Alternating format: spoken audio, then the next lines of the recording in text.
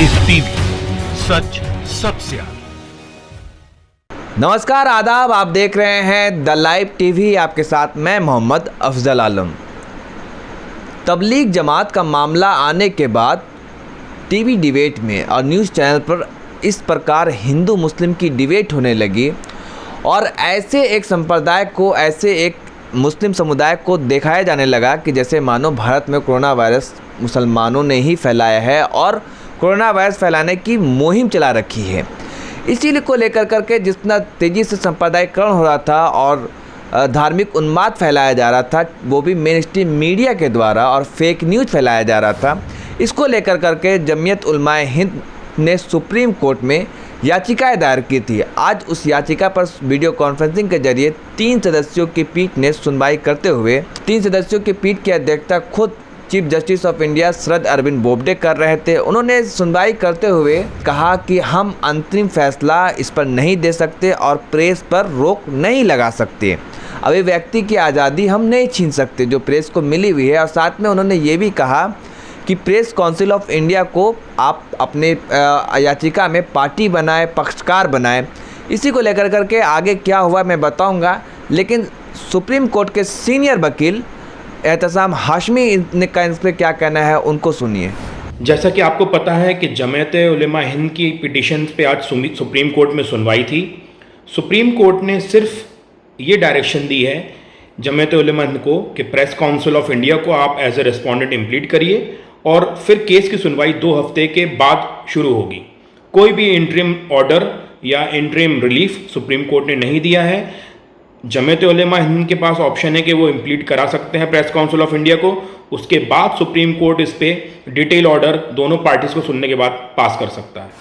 अब आपको बताते हैं कि आखिर सुप्रीम कोर्ट ने विस्तार से बताते हैं आपको कि क्या कहा और क्या उन्होंने अपनी बातें रखी, क्या दलील दी सुप्रीम कोर्ट में। याचिका की सुनवाई करते हुए 3 सदस्यों की पीठ ने ये कहा कि हम अभिव्यक्ति की जो आज़ादी है, जो प्रेस की जो स्वतंत्रता है, उसको लेकर करके हम कोई फैसला अभी नहीं दे सकते, किसी तरह की अंतरिम कार्रवाई नहीं कर सकते। हम आप पक्षकार बनाएं प्रेस काउंसिल ऑफ इंडिया को, उन्होंने अपने पक्ष में सुप्रीम कोर्ट ने ये कहा। और साथ में ये कहा कि इस पर 2 हफ्ते के बाद हम सुनवाई करेंगे आगे। ये बातें सुप्रीम कोर्ट की तरफ से कही गई। जमीयत उलमाए हिंद ने जो याचिका दायर की थी, उनका मेन पर्पस और जो मेन मकसद ये था कि जो फेक न्यूज़ फैलाई जा रही है, हम लोगों ने देखा कि ये बताया गया कि तबलीग जमात के जो लोग हैं वो थूक रहे हैं, अश्लील हरकत कर रहे हैं और हर मसले को जहाँ भी आप ये भी देखते होंगे कि जो डेटा आ रहा था कि 500 अगर लोग कोरोना पॉजिटिव पाए गए हैं तो उसमें 200 लोग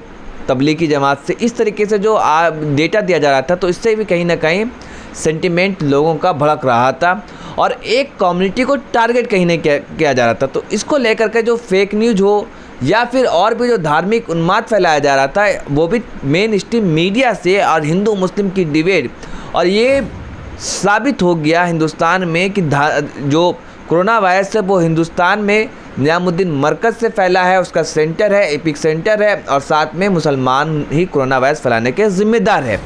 तो इस तरीके की बातें जब होने लगी तो देश के अलग अलग हिस्सों में घटनाएं भी, कई तरह के सांप्रदायिक घटना घटने लगी। इसको लेकर के जमीयत उलमाए हिंद ने याचिका दायर की थी और उसमें सुप्रीम कोर्ट से मांग की थी कि आप इस पर फ़ौरन कार्रवाई करें। जो फेक न्यूज़ चला रहे हैं, चाहे सोशल मीडिया पे हो या मिनिस्ट्री मीडिया पे, उन पर सख्त से सख्त कार्रवाई की जाए और साथ में ये भी कि उसकी कोई गाइडलाइंस दिया जाए। तबलीगी जमात उसको लेकर करके पूरे मुस्लिम कम्युनिटी को बदनाम करना कहीं ना कहीं एक साजिश है और पूरे हिंदुस्तान में अलग अलग जगह पे सांप्रदायिकरण हो रहा है इसका, तो इसको रोका जाए।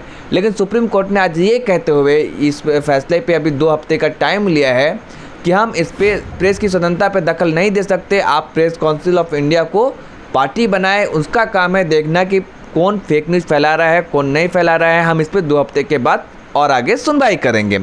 ये बातें आज सुप्रीम कोर्ट ने कही। तो अफसोस की बात है क्योंकि जितनी तेज़ी से फेक न्यूज़ फैलाया गया और हम लोगों ने देखा, मैं आपको आगे भी बताऊंगा कि कई तरह की घटनाएं देश में घटी। देश की राजधानी दिल्ली में फरवरी महीने में 24 से 27 फरवरी तक देश की राजधानी जलती रहती है, दंगा होता है। तो हर किसी को ये उम्मीद था कि ये कोरोना वायरस जो आया है, जो दिलों की दूरियां बढ़ी है, इस कोरोना वायरस के समय में दिलों की जो दूरियां बढ़ी है उसको पाटने का काम करेगा। अब हिंदू मुस्लिम डिबेट नहीं होगा, लेकिन हमारी गोदी मीडिया ने इस मुद्दे को भी हिंदू और मुसलमान बना दिया। बड़े ही शर्मनाक घटना थी। हर किसी को ये उम्मीद थी, तवक्को था कि कम से कम अब जो 21 दिन का लॉकडाउन है, अब गरीबी पे बात होगी, अब इंसानियत पे बात होगी। जो लोग भूखे हैं, लाचार हैं, बेबस हैं, मजबूर हैं, मजदूर हैं, उनके बारे में बात की जाएगी। लेकिन गोदी मीडिया को एक मसाला मिल गया और एक मुद्दा मिल गया उनके एजेंडा चलाने के लिए। सुप्रीम कोर्ट को सख्त फैसला लेना चाहिए था। और ठीक है, आर्टिकल 19A जो राइट टू फ्रीडम के अभिव्यक्ति की आज़ादी देता है, लेकिन प्रेस को ये आज़ादी नहीं दिया जाना चाहिए कि उनके द्वारा झूठ और फेक न्यूज़ फैलाया जाए और फर्जी खबर चलाया जाए और किसी एक कम्युनिटी को, पूरे की पूरी कम्युनिटी को कोरोना वायरस, जिसे UN से लेकर करके अमेरिका और WHO तक कह चुका है कि किसी भी धर्म, किसी भी नस्ल के या किसी भी जात के आधार पर कोरोना वायरस को ना देखा जाए और भेदभाव नहीं किया जाए। लेकिन हिंदुस्तान एक वाहिद ऐसा मुल्क होगा दुनिया में जहाँ पे कोरोना वायरस को मुसलमान बना दिया गया, कोरोना जिहाद कहा गया, कोरोना वम कहा गया, ऐसे इस तरीके के अल्फाजों का इस्तेमाल किया गया।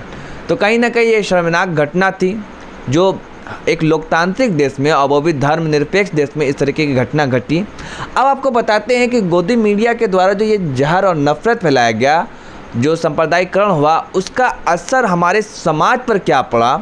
आपको मैंने कई वीडियो दिखाया और एक वीडियो ये देखिए जो खूब सोशल मीडिया पे वायरल हो रहा है। इस वीडियो को देखिए। क्या नाम है तेरा?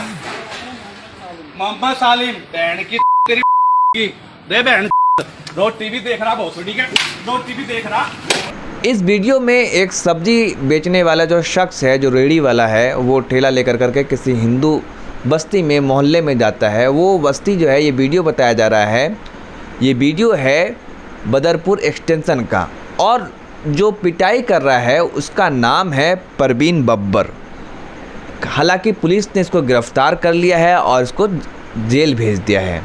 आपको बता दें कि ये मामला जो है तूल इतना ज़्यादा सोशल मीडिया पे पकड़ा कि सोमनाथ भारती जो आम आदमी पार्टी के विधायक है, उन्होंने ट्वीट कर करके कहा कि अगर हमारी पुलिस प्रधानमंत्री की भतीजी का 1 से 2 दिन के अंदर पर्स खोज सकती है, ढूंढ सकती है, हमारी पुलिस के अंदर ये इतना मादा है, क्षमता है, सक्षम है, तो मुझे पूरा उम्मीद है, भरोसा है और हम यकीन करते हैं अपनी दिल्ली पुलिस पर कि वो इस शख्स को भी गिरफ़्तार करेगी जो नफ़रत फैला रहा है, समाज में जहर फैला रहा है।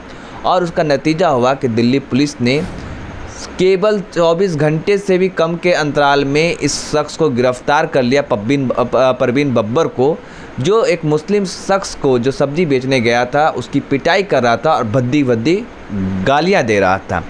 आप पुलिस की काबिल तारीफ़ है कि उन्होंने इतना जल्दी, इतनी स्पीड में तत्परता दिखाई और जो जहर फैला रहे हैं, समाज में नफ़रत फैला रहे हैं, उनको जेल के और सलाखों के पीछे डाला। तो खैर, अभी जो दिल्ली पुलिस हो या यूपी पुलिस हो या देश के अलग अलग हिस्सों की जो पुलिस प्रशासन है, वो बहुत ही मुस्तैद नज़र आई और उन्होंने हर मोड़ पर जो गोदी मीडिया का जहर और नफ़रत फैलाया जा रहा है उसको चमाटा मार रही है और उसको एक झटका दे रही है। बार बार फेक न्यूज़ फैलाया जा रहा है लेकिन उसका खंडन कर रही है पुलिस। तो यहाँ पे भी एक देखने को मिसाल मिला, लेकिन हमारी गोदी मीडिया अभी भी आदत से बाज नहीं आ रही है।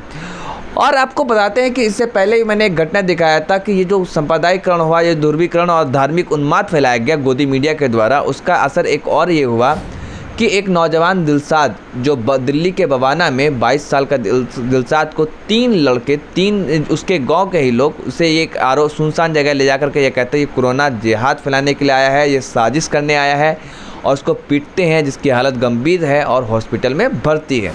तो सोचिए हम कहाँ जा रहे हैं। जो एक वायरस था जिससे पूरी दुनिया लड़ रही है, पूरी दुनिया जूझ रही है, वायरस ने पूरी दुनिया को जद में ले रखा है। देश का महाशक्ति अमेरिका हो या चाइना, हर कोई इससे परेशान है, जूझ रहा है।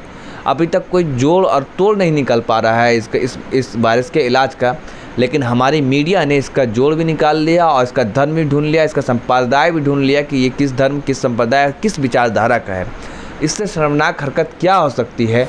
और इस वक्त जब लोगों को ज़रूरत है खाने की, पीने की, और लोग कैसे गुजर बसर कर रहे हैं। लोगों के पास एक वक्त की खाने की रोटी नहीं है, उनके घर में अनाज नहीं है, और कई लोग तो जो रास्ते में चल पड़े थे, फेसबुक हो या व्हाट्सएप हो या सोशल मीडिया पे एक मैसेज आप देखते होंगे कि कुछ लोग बहुत ही भावुक होकर के सवाल भी पूछते हैं कि जो लोग सफ़र पर चले थे, जो पलायन कर गए थे, जो मजदूर आज़ादी के बाद पहली बार देखने को ऐसा मिला था, क्या वो उनका सफ़र कंप्लीट हो गया, वो अपने घर को पहुंच गए? क्या उन्होंने अपनी जो यात्रा थी उसको पूरा कर लिया है? और अब तक 30 लोगों की मौत हो चुकी है इस दरमियान, जो लोग अपने घर को चले थे। सोचिए उनकी बातें ना करके हमारी मीडिया ने कितना अच्छा मौका ढूंढा और उन्होंने किस तरह से इस मुद्दे को हिंदू और मुसलमान में बदल दिया। शायद हम सब के लिए जो हमारी जो आने वाली पीढ़ी है, जो हमारी आने वाली जो नस्लें हैं, उनके लिए ये एक शर्मनाक दास्तां जब इतिहास लिखा जाएगा, तो जब 2020 के कोरोना वायरस को याद किया जाएगा तो इंडियन मीडिया को भी नहीं भूला जा सकता।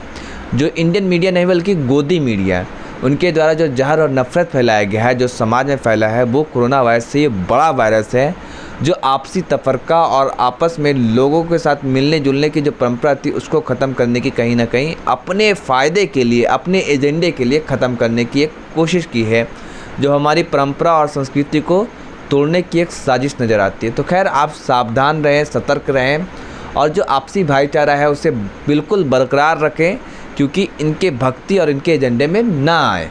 धन्यवाद। लाइव टीवी, सच सबसे आगे।